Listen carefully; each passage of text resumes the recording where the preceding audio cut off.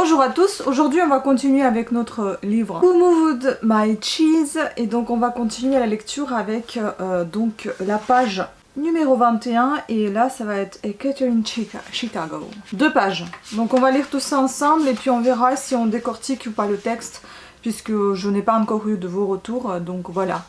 Pour le moment je ne fais que la lecture et puis on verra si la décortication va se faire ou pas. Allons-y, on va commencer à lire notre Who Moved My Cheese. Who Moved My Cheese. A gathering, Chicago. One sunny Sunday in Chicago, several former classmates who were good friends in school gathered for lunch, having attended their high school reunion the night before. They wanted to hear more about what was happening in each other's lives. After a good deal of kidding and a good meal, they settled into an interesting conversation. Angela, who had been one of the most popular people in the class, said, "Life sure turned out differently than I thought it would when we were in school. A lot has changed." "It certainly has," Nathan assured. They knew he had gone into his family's business, which had operated pretty much the same and had been a part of the local community for as long as they could remember. So they were surprised when he seemed concerned. He asked, "But have you noticed how we don't want to change when things change?" Carlos said, "I guess we resist changing because we're afraid of change." "Carlos, you were captain of the football team," Jessica said. "I never thought I'd hear you say anything about being afraid."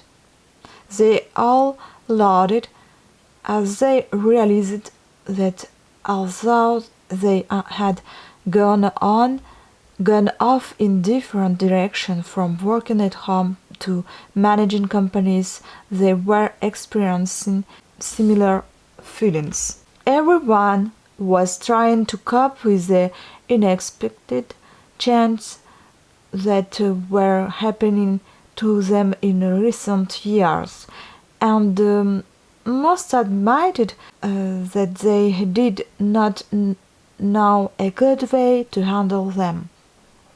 Then Michael said, "I used to be afraid of change.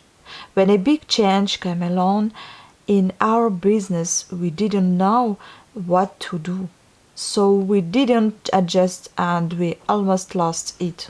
"That is," he continued, "until I heard a funny little story that changed everything." "How so?" Nathan asked.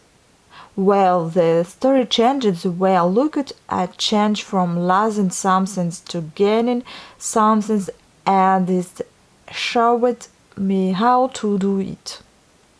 After that, things quickly improved at work and in my life. At first, I was annoyed with the obvious simplicity of the story because it sounded like something we might have been told in school. Then I realized I was really annoyed with myself for not seeing the obvious and doing what works when things change. When I realized the 4 characters in the story represented the various parts of myself, I decided who I wanted to act like and I changed. Later, I passed the story on to some people in our company and they passed it on to others, and soon our business did much better because most of us adapted to change better. And like me, many people said it helped them in their personal lives.